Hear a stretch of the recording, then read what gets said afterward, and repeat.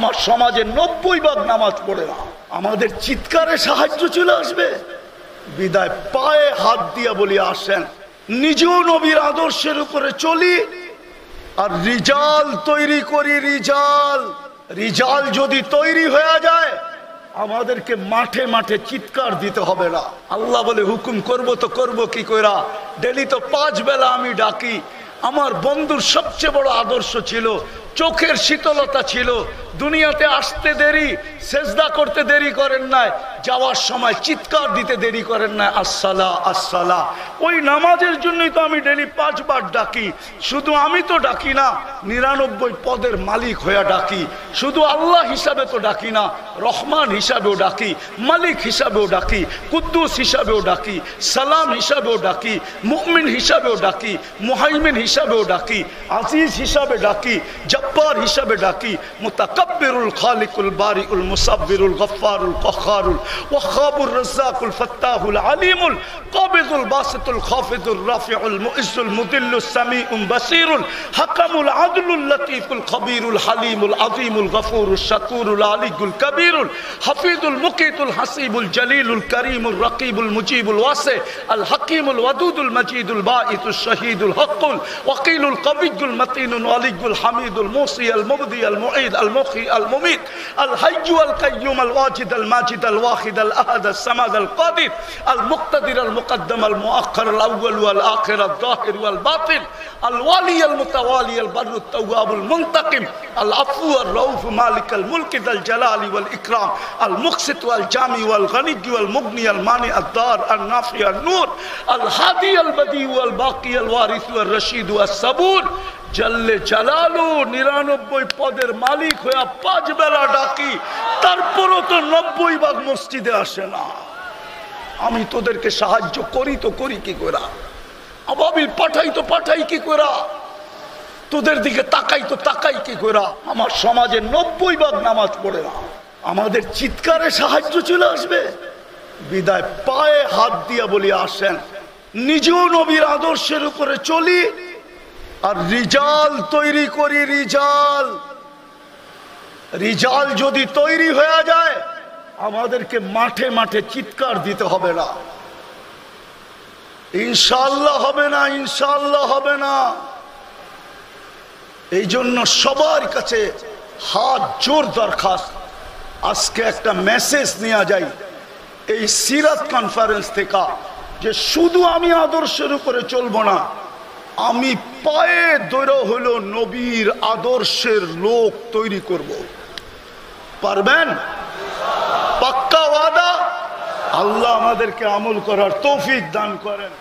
আল্লাযী লাম ইয়াত্তাখিজ সাহিবাতান ওয়ালা ওয়ালাদ খালাকাল খালকা ওয়া আহসাহুম আদাদ রাফা আস-সামা বিকুদরাতিহি বিগাইরি আমাদ بسط الأرض بقدرته على ماء الجمد قسم الرزق فلا ينسى من خلقه أحد ولم يكن له كفوا أحد الحي القيوم علي العظيم جواد الكريم حنان منان فعال لما يريد والصلاة والسلام على حبيبنا وحبيب ربنا مصطفى مجتبى الذي أعطاه خلق آدم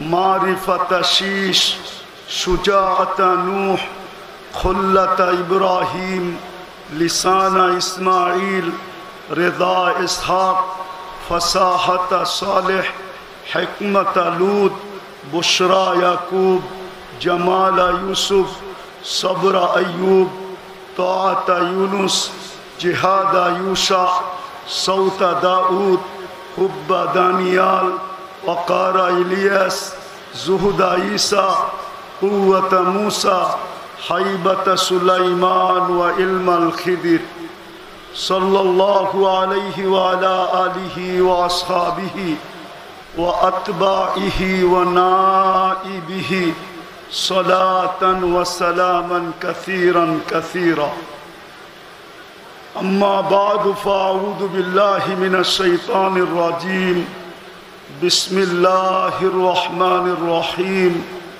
أنتم الأعلون إن كنتم مؤمنين وقال رسول الله صلى الله عليه وسلم تركت فيكم أمرين لن تضلوا ما تمسكتم بهما كتاب الله وسنة رسولي وقال رسول الله صلى الله عليه وسلم كل أمتي يدخلون الجنة إلا من أبى قيل ومن يأبى يا رسول الله قال من أطاعني دخل الجنة ومن عصاني فقد أبى أو كما قال عليه الصلاة والسلام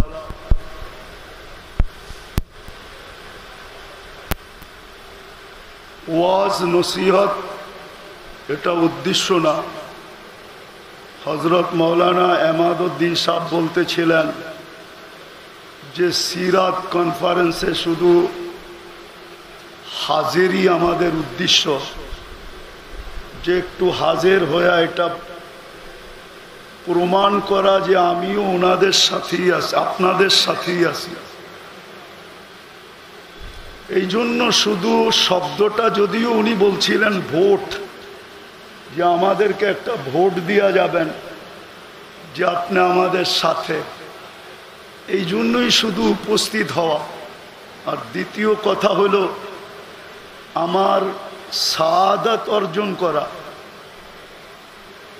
যে সিরাতুন নবী সাল্লাল্লাহু আলাইহি ওয়াসাল্লাম সম্মেলনে উপস্থিত হওয়ার মাধ্যমে নিজের কপালে একটা সৌভাগ্যের ফোঁটা লাগানো। ওয়াজ নসিহত তো যত বক্তার নাম আছে, ইনশাআল্লাহ এই অবেলার কি করবে, ওনারা বেলায় আসবে, সময় মতো আসবে আর আপনাদেরকে মন ভরা শোনাবে। কিন্তু আমি একটা ছোট প্রশ্ন রাখবো, দেখি এই অবেলা প্রশ্নটা কারো দিলে লাগে কিনা। আজকে 250 কোটি মুসলমান থাকা সত্ত্বেও, মুসলমানের 60টা দেশ থাকা সত্ত্বেও, যখন মুসলমানের কোনো দেশ ছিল না, সংখ্যায় দেখা গেছে মুসলমান বড়ই নগণ্য ছিল। আজকে 250 কোটি মুসলমান। খুব মনোযোগ দিয়ে শুনতে হবে, নাইলে বুঝে আসবে না আর লম্বা হবে না। 250 কোটি মুসলমান, কমবেশ 60টা মুসলিম দেশ, একটা না দুটা না, আর কোনো ক্ষুদ্র দেশও না, জনবহুল 60টা মুসলিম দেশ। দুনিয়ার সবচেয়ে বড় টাকা মুসলমানের কাছে। 4টা দেশ এরকম দুনিয়াতে আছে যাদের চেয়ে বড় টাকা দুনিয়াতে কারো কাছে নাই, কারেন্সি। একটা হলো কুয়েত, আরেকটা হলো বাহরাইন, আরেকটা হলো ওমান, আরেকটা হলো ব্রুনাই। মুসলমান ব্যতীত দুনিয়ার কেউ দেখাইতে পারবে না যে যাদের গাড়ি 24 ক্যারেট সোনা দ্বারা মোড়ানো। শুধু মুসলিম দেশ দেখাইতে পারবে যে যাদের গাড়ি 24 ক্যারেট সোনা দ্বারা মোড়ানো। দুবাইয়ের যুবরাজের একাধিক গাড়ি 24 ক্যারেট সোনা দ্বারা মোড়ানো। ব্রুনাইয়ের প্রেসিডেন্টের এন্টার গাড়ি, পুরা গাড়ি স্বর্ণের পার্স লাগানো। দুনিয়ার অর্থনীতি যদি তালাশ করা হয়, সম্পদ যাকে বলে 70% মুসলমানের কাছে। এত সংখ্যা, এত দেশ, এত টাকা পয়সা থাকা সত্ত্বেও আজকে মুসলমানের মতো ঘৃণিত দুনিয়ায় কোনো জাতি নেই। দীক্ষিত কোনো জাতি নাই, লাঞ্ছিত কোনো জাতি নাই, বঞ্চিত কোনো জাতি নাই। একটা উদাহরণ যদি দেই ছোট, জানি না বুঝে আসবে কিনা। আজকে এতগুলা কুকুর না, ঢাকা শহরের কুকুর প্রত্যেক গলির মানুষ নিধন করা শুরু করুক, কালকে সকালে দেখবেন ঢাকা শহরের মেইন পয়েন্টে প্রাণীবাদীরা কিভাবে স্লোগান দেয়, আর কিভাবে সমাগম করে, আর কিভাবে সুপ্রিম কোর্টের রায় এইখানের মানুষের হাতে হাতে বিলীন করে। বাংলাদেশের সুপ্রিম কোর্টের রায় হইল কোনো কুকুরকে অতীতের মতো ইঞ্জেকশন দিয়ে নিধন করা যাবে না। এই রিট প্রাণীবাদীরা করছে, আর ওরা জিতা গেছে। শুধু বাংলাদেশে না, সারা দুনিয়াতে জিতা গেছে। কিন্তু আজকে 2 বছর হইতে চলল, আমি বিবেকের পর্দা খুলতে চাইতেছি আমার ছাত্রদের। 2 বছর হইতে চলল, অক্টোবরের 7 তারিখে 2 বছর হবে। 65,000-এর বেশি, এটা তো সরকারি রিপোর্ট, 65,000, লক্ষাধিকের বেশি মানুষ ফিলিস্তিনে নিধন করা হলো। ক্ষুধার ক্ষুধার তাড়নায় 30 লক্ষ মানুষ ডেলি হাহাকার করতেছে। হাজার হাজার পণ্যবাহী ট্রাক দাঁড়ায় আছে।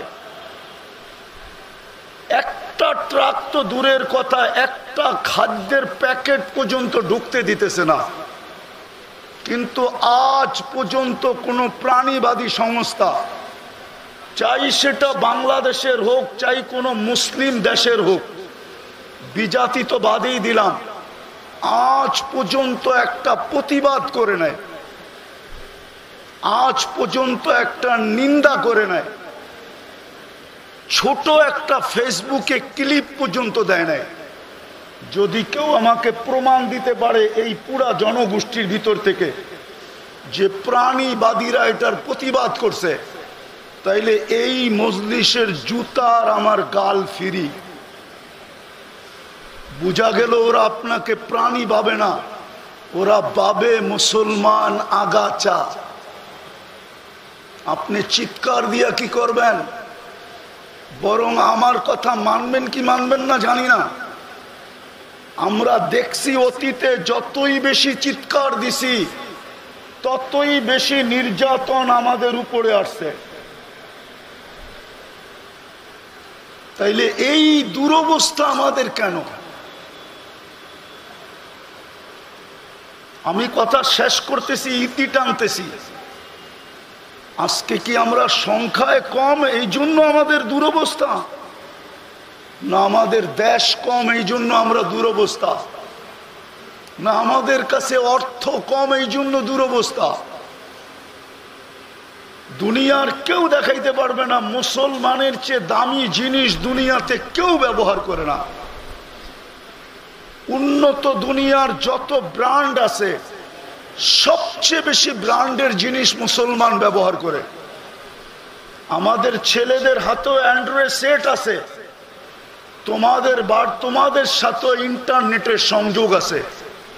মাদ্রাসা যতই কড়াকড়ি করুক না কেন, চুপে চুপে তোমাদের সাথে ইন্টারনেটের সংযোগ আছে। ইন্টারনেটে জিজ্ঞাসা করো দুনিয়ায় ম্যাকডোনা বেশি খায় কে? ইন্টারনেটে জিজ্ঞাসা করো কেএফসি কারা বেশি খায়?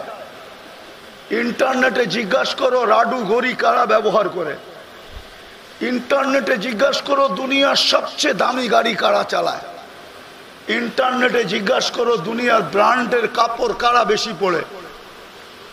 আমার কথা বিশ্বাস না হইলে এই মজমার পুরা আমি দায় দায়িত্ব নিতে রাজি।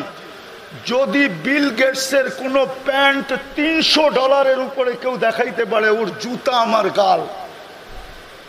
যদি ওর কোনো শার্ট $300 উপরে কেউ দেখাইতে পারে, কিন্তু আমাদের দেশে পাওয়া যাবে সাধারণ মানুষ হাজার হাজার টাকা ডলারের শার্ট পরে। 1000 টাকা ডলারের গেঞ্জি পরে, গেঞ্জি, আমি চিনি ওদেরকে। আমরা নির্যাতিত কেন, নিষ্পেষিত কেন, ঘৃণিত কেন, অবহেলিত কেন? বিজাতির কথা বাদেই দিলাম, আমার সমাজ আমাকে ঘৃণার চোখে দেখে কেন? কিছু বললেই আমার উপরে মৌলবাদীর ট্যাগ লাগায় কেন? অতীতে তো দেখা আসলাম জঙ্গি ট্যাগ লাগাইলো কেন? বিভিন্ন অপবাদ দেয় কেন? কারণটা কি? বিজাতির সমাজ তো বাদেই দিলাম, সিরাত তো এই জন্য ছিল না। আমি আলোচনাকে নিষেধ করতেছি না, শুধু আলোচনাই হবে এই জন্য তো সিরাত ছিল না। মুহাম্মদুর রাসূলুল্লাহর আবির্ভাব তো এই জন্য ছিল না যে শুধু দুনিয়াতে আসবে আমরা আলোচনা করব। শুধু তো এই জন্য ছিল না যে কিতাবে লিখবে আর আমরা পড়ব। তোমরা আমাকে জবাব দাও, যারা আসবে ওরা তোমাদেরকে বড় গরম গরম শোনাবে, আমি জানি। আমি ঠান্ডা হুজুর, আমি গরমে বিশ্বাসী না। আমি সব সময় থাকি এসির ভিতরে, এই জন্য আমি ঠান্ডাই থাকি। আলহামদুলিল্লাহ, সুম্মা আলহামদুলিল্লাহ। আমি গাড়িতে থাকলো এসিতে থাকি, বাসায় থাকলো এসিতে থাকি, এই জন্য আমার বয়ান ঠান্ডা ঠান্ডা। আমি তোমাদেরকে জোশে আনতে পারবো না, কিন্তু আমি বিবেকের পর্দা খুলতে চাই। বলো, কেন আমরা 90% মুসলমানের দেশেও আমরা নির্যাতিত? আমরা কেন মৌলবাদী? আমরা কেন, আরে কেন আমরা জঙ্গি ট্যাগ লাগানো? কেন আমাদের উপরে আঙ্গুল উঠায়? এক রিক্সাওয়ালা পর্যন্ত আমাদেরকে সইতে পারে না। রিক্সাওয়ালা পর্যন্ত সামনে পড়লে গালি দিয়া বলে, ও মোল্লা সরো। সমাজের কোন চোখে আমরা উপরে? কেন আজকে মুসলমানের এই দুরবস্থা? অথচ যেই দিন সংখ্যাই ছিল না, যাদের প্রশংসা আল্লাহ করে, ওদের চেহারা দেখা কি করতেছে? দুনিয়া তো কবর কম দেখলাম না। এক ফিলিস্তিনি তো দেখলাম 45,000 সাহাবাদের কবর, কিন্তু কোনোটা তো আমাদের কবরের চেয়ে বড় দেখলাম না। আমি তো অহংকার করে বলতেছি না, 1.25 লক্ষ সাহাবার ভিতর থেকে 2-4 হাজার হবে আমি দেখি নাই চোখে। ওনাদের স্থান বাকি তো সবই দেখা শেষ, কিন্তু কোনো একটা কবর তো লম্বা পাইলাম না যে আমাদের চেয়ে লম্বা ছিল। বলো, সংখ্যায় তো ছিল না, কিন্তু ওনাদের দাপট সারা দুনিয়ার উপরে চলতো কি করে? কি করে চলতো? কোন জিনিস দিয়ে চলতো? পারস্য সম্রাটের বাহাদুর, পারস্য সম্রাটের দূত, chief of staff, intelligence chief পারস্য সম্রাটকে বলতে বাধ্য হয়েছে, হুম ফিন নাহারি ফারসান ওয়া ফিল লাইলি রুহবান। আজকে কোথায় রাসূলুল্লাহ সাল্লাল্লাহু আলাইহি ওয়াসাল্লামের সিরত? সত্য এটাই, এক কথা দিয়ে শেষ করতেছি, লম্বা করার সুযোগও হাতে নাই। যদিও কবি বলছেন, কিন্তু পুরা সারমর্ম ঢুকায়া দিছেন। क्या वफा तूने मोहम्मद से तो हम तेरे हैं, ये दुनिया क्या चीज है, लौह कलम तेरे हैं। আজকে আলোচনা হইতেছে, লেখো লেখানি হইতেছে, চিল্লানি হইতেছে, কিন্তু আমার জাতি মুহাম্মদুর রাসূলুল্লাহর আদর্শে আদর্শবান না।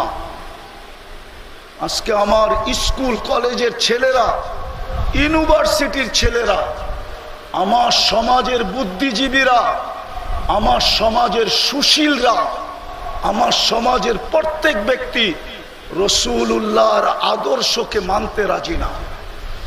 যদিও ইমাম বুখারী রহমতুল্লাহ আলাইহি বুঝাইতে চাইছিলেন, কিন্তু আমরা পড়ছি বটে, পড়াইছি বটে, বুঝাইতে পারি নাই, জাতিকে আদর্শ বুঝাইতে পারি নাই।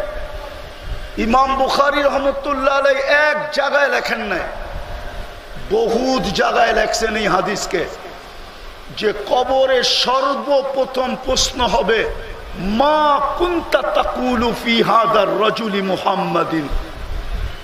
কিতাবুল জানায়েজ এই হাদিস আছে, এক জায়গায় নাই 10 জায়গায় আছে। আমার মনে হয় ইমাম বুখারী কায়েলি এক সুয়ালের, যে কবরে প্রমাণ করতে হবে মুহাম্মদুর রাসূলুল্লাহর আদর্শে কতটুকু আদর্শবান ছিল।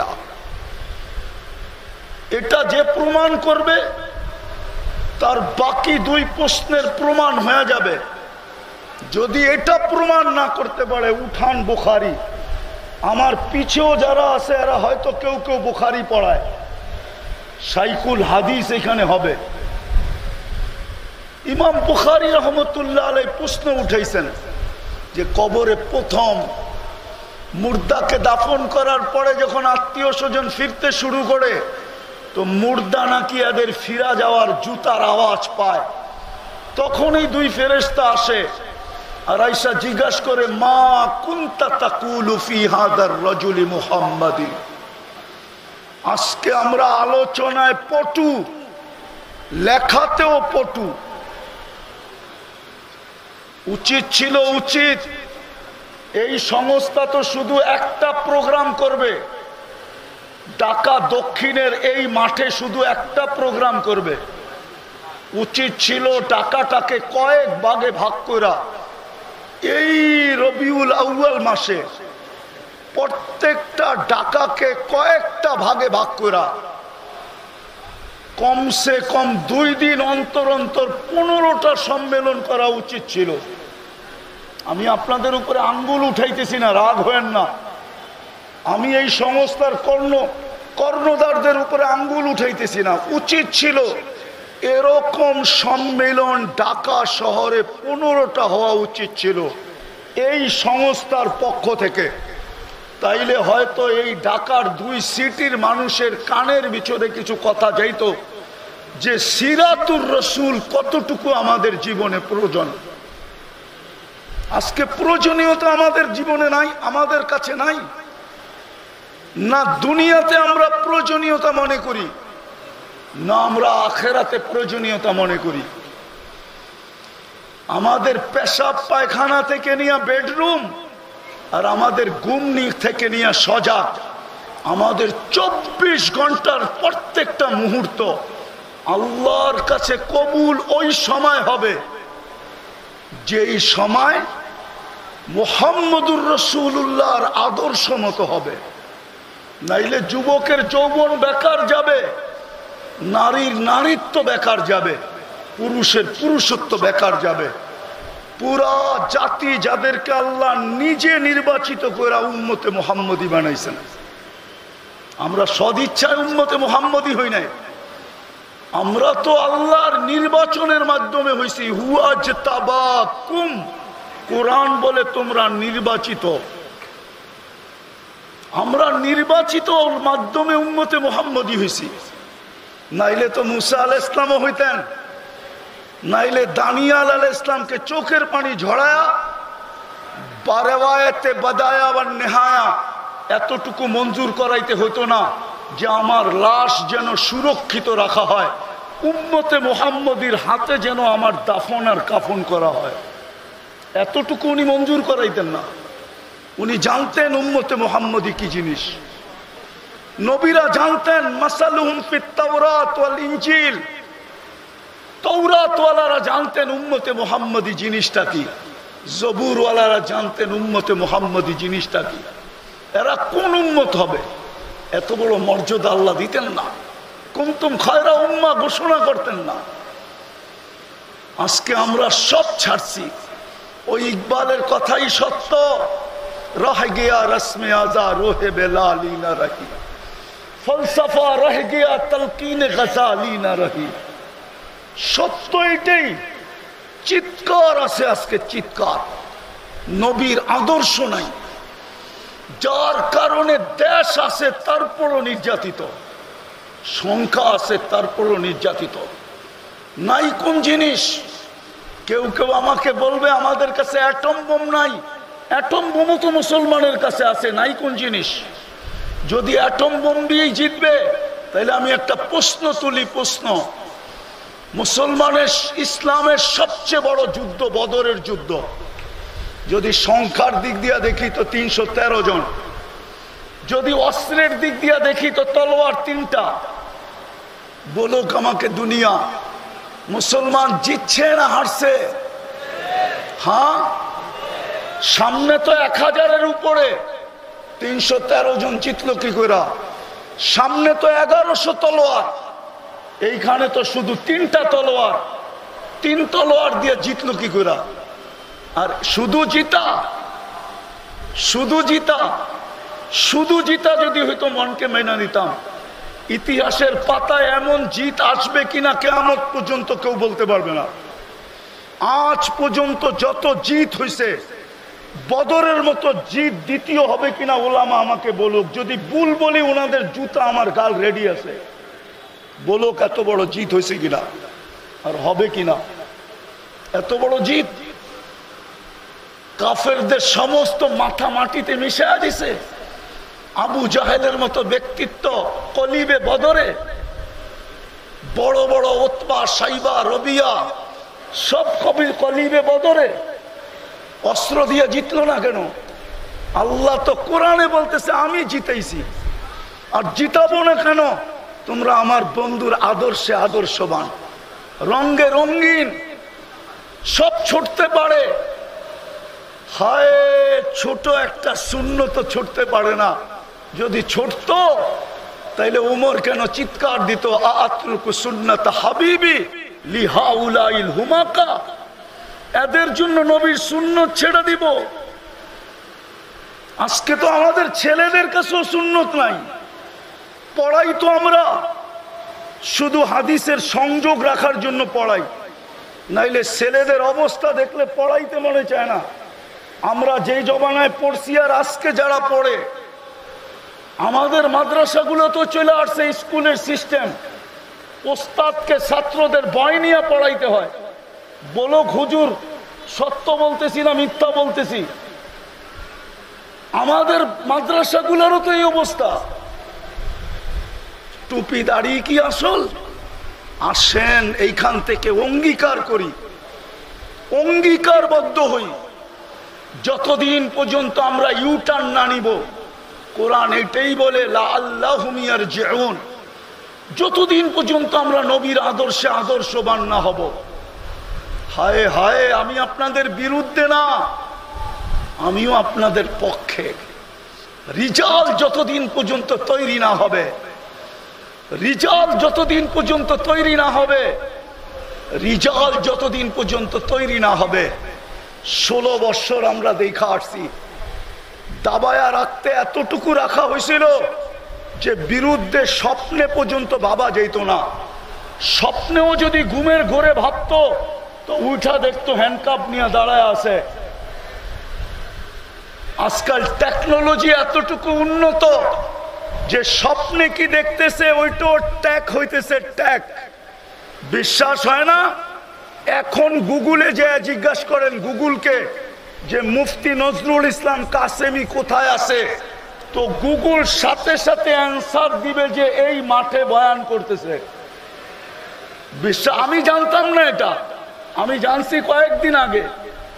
রাজবাড়িতে যাওয়ার পর একদিন আমাকে একজন জিজ্ঞাসা করতেছে, হুজুর আপনি সব কিছু গুগল ট্যাগ করে, তো ওর সাথে সাথে গুগলকে জিজ্ঞাসা করে দেখাইতেছে এই যে আপনি রাজবাড়িতে বসা, গুগল বলতেছে। অতীত 16 বছর আমরা দেখা আসছি, কিন্তু দাবায়া রাখা যায় নাই। বোম ফুটার মতো ফুটছে, ঠিক না? সত্য তো? এখন আসতে বলেন কেন? এতক্ষণ তো শুনতেছিলাম খুব জোরে বলতেছিলেন। জোয়ার আসছে তো সব পয়সা গেছে। মিডিয়া আলাদেরকে 16 বছর দেখতাম তেল মারতে মারতে মারতে তেলের দাম বাড়ায় দিছিল। আবার তেল ছাড়া কিভাবে পাকাইতে হয় ওইটাও পেপারে লিখতে শুরু করছে। আজকেও দেখতেছি স্বৈরাচার বলতে বলতে গলা শুকায়া যায়, তো খবর পাঠ করার মাঝে মাঝে আবার পানি দিয়া গলা ভিজায় নেয়। দেখতেছি তো আমরা। আপনাদেরকে আমি বিরুদ্ধে না, রিজাল যদি তৈরি না হইল তাইলে স্লোগান দিয়ে কিচ্ছু করা যাবে না, আলোচনা দিয়ে কিচ্ছু করা যাবে না, লেখা লেখনি দিয়ে কিচ্ছু হবে না। আমাদেরকে বুঝাইতে হবে জাতিকে যে সিরাতের কতটুকু প্রয়োজন, এই দুনিয়ায় রাখি কতটুকু মৃত্যুর পরে রাখি, কতটুকু মুহাম্মদুর রাসূলুল্লাহ আজকে প্রয়োজন, জোরের জন্য, মিলের জন্য, মহব্বতের জন্য, ভালোবাসার জন্য, সুখের জন্য, শান্তির জন্য।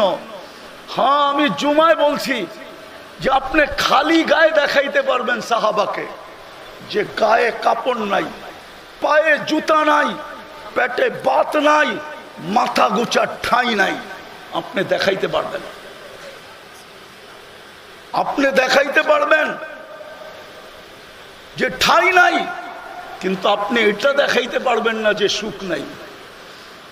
এটা ইতিহাসবিদ দেখাইতে পারবে না শান্তি নাই, এটা দেখাইতে পারবে না জোর নাই, এটা দেখাইতে পারবে না মিল নাই, এটা দেখাইতে পারবে না মোহাব্বত নাই, এটা দেখাইতে পারবে না ভালোবাসা নাই, এটা দেখাইতে পারবে না সহানুভূতি নাই, এটা দেখাইতে পারবে না সিম্পেথি নাই। সহানুভূতি, যুদ্ধের ময়দানের সহানুভূতি দেখেই তো দুনিয়া পাগল হয়ে গেছে। কে শিখাইছিল? পানি বইলা চিৎকার দিছে, আর আপন ভাই তো পানি নিয়ে ছুটে গেছিল, কিন্তু পাশের লোকটা যখন বলছে পানি, তো আপন ভাইকে বলছে আমার চেয়ে পিপাসিত বেশি। ওইখানে যখন বলছে তো তৃতীয় আওয়াজ আসছে পানি, তো দ্বিতীয় বলছে আমার চেয়ে পিপাসিতও বেশি। তৃতীয় জনের কাছে পৌঁছতে পৌঁছতে দুনিয়ার থেকে চলে গেছে, দ্বিতীয়র কাছে আইসা দেখে ও চলে গেছে, আপন ভাইয়ের কাছে আইসা দেখতেছে ও চলে গেছে, পানি পানির জায়গায় রয়ে গেছে। এই সহানুভূতি যুদ্ধের ময়দানে যখন জীবন বাহির হইতেছে, কোন জাতি দেখাইতে পারবে বলেন? আজকে তো ফিলিস্তিন চিৎকার দিতেছে, পাশে তো মুসলিম দেশেই মিশর, পাশে তো মুসলিম কয়েকটা দেশ আছে, স্বজাতি তো আরবদের, আরবদের আসাবিয়াত তো দুনিয়ার সেরা। আমি লেখি নাই, ইমাম আসকালানি রহমতুল্লাহ আলাইহি লেখছেন সিত্তুন ইয়াদখুলুনা নারা জাহান্নামা বিসিতকিন। হ্যাঁ, ওনার কিতাব উঠায় দেখেন, ইবনে হাজার আসকালানি রহমতুল্লাহ আলাইহি উনিই তো লেখছেন আরব বিল আসাবিয়া, আরবদের ভিতরে আঞ্চলিকতা সবচেয়ে বেশি। আরব হওয়া সত্ত্বেও ফিলিস্তিন না খায়া মরে কি করে, আর ওরা পায়ে তেল মালিশ করে কি করে। বিদায় শেষ জায়গায় চলে আসছি। আসেন এই সম্মেলন থেকে আমরা অঙ্গীকার করি যে আজকের থেকে আমাদের মিশন হবে, আমরা সিরতে উপরে উঠব, রসুলের সুন্নতের উপরে উঠব, আর রিজাল তৈরি করব পায়ে দৈরা হইল। দেখি আল্লাহ আমাদের উপরে দয়া করেন কিনা, নাইলে চিৎকার দিতে থাকবো, প্রত্যেক রাকাতে গায়রিল মাগদুবি আলাইহিম ওয়ালাদ-দাল্লিন পড়তে থাকবো, আর মসজিদ গুলা জোরে আমিন বইলা কাঁপাইতে থাকবো। কিন্তু রব্বে কাবার কসম, আজ পর্যন্ত দোয়া কবুল হয় নাই, আর সামনে হবে কিনা আমি জানি না। মসজিদ আমিন দিয়া কাঁপবে, আর আমরা ওয়ালাদ গায়রিল মাগদুবি আলাইহিম ওয়ালাদ-দাল্লিন পড়তে থাকবো। আল্লাহ ইহুদি নাসারার হাত থেকে বাঁচান, আর আমরা ওদের দ্বারা সবচেয়ে বেশি নির্যাতিত হইতে থাকবো। আজকে যেরকম নির্যাতিত, কালকে আরো বেশি নির্যাতিত হইতে থাকবো যদি আমরা ইউটার্ন না নিলাম। আপনি ভাবেন না মুসলমানের ঘরে মুহাম্মদুর রাসূলুল্লাহ, আমি তো ফিলিস্তিন চোখে দেখা বলতেছি। গত বছর আমি বলে গেছিলাম এখানে, আমি 15 বছর আগে চোখে দেখছি। আপনারা মিডিয়ায় ফিলিস্তিন দেখেন, আমার মতো চোখে দেখেন নাই। ফিলিস্তিনের কোনো গলি নাই যেখানে আমার পায়ের ছাপ না আছে। আমি চিনি ইব্রাহিম আলাইহিস সালাম কোথায় ঘুমাইতেছে, আমি চিনি মুসা আলাইহিস সালাম কোথায় শুয়ে আছে, আমি চিনি 70 জন নবীর কবর কোথায় চিহ্নিত আছে, আমি চিনি 45,000 সাহাবা কোথায় শুয়ে আছে। আমি চিনি বাইতুল মুকাদ্দাস, যেখানে ১৬ লক্ষ নবীদের সম্মেলন হয়েছে সশরীরে, যেখানে মুহাম্মদুর রাসূলুল্লাহ ইমামতি করছে, যেখানে বক্তৃতা দিছে, তারপরে আরশের দিকে রওনা করছে। আমি ওই মুকাদ্দাস মাটি চিনি, যেটার ব্যাপারে আল্লাহ বলছেন বারাকনা হাওলা। আজকে ওই মাটি নির্যাতিত কি করে? আল্লাহকে যদি প্রশ্ন করি, আল্লাহ সবচেয়ে বেশি আবাবিল তো ওই মাটিতে বাস করে, কিতাব উঠান, গুগলে সার্চ করেন, দুনিয়ায় সবচেয়ে বেশি আবাবিল কোন দেশে পাওয়া যায়? বলবে শামে। শামের ক্যাপিটাল হইল ফিলিস্তিন। পুরান শাম, নতুন শাম, ফিলিস্তিনের সবচেয়ে বেশি আবাবিল। কেন আল্লাহ বলে না ওই পাথর কি বিলুপ্ত হয়ে গেল যেটা হাতিওয়ালাদের উপরে নিক্ষেপ করা হলো? ওই ইউরেনিয়াম কি দুনিয়ার থেকে বিলুপ্ত হয়ে গেল? যে আল্লাহ আবাবিলকে হুকুম দিতে পারতেছেন না যে পাথর কোত্থেকে পাবে, পাঞ্জায় কোত্থেকে উঠাবে, আর এদের মাথার উপরে কোথায় মারবে? ওই পাথর কি বিলুপ্ত হয়ে গেল? কি বলে মজমা? বিলুপ্ত ওই পাথর? আল্লাহর খাজিনায় ওই পাথর নাই?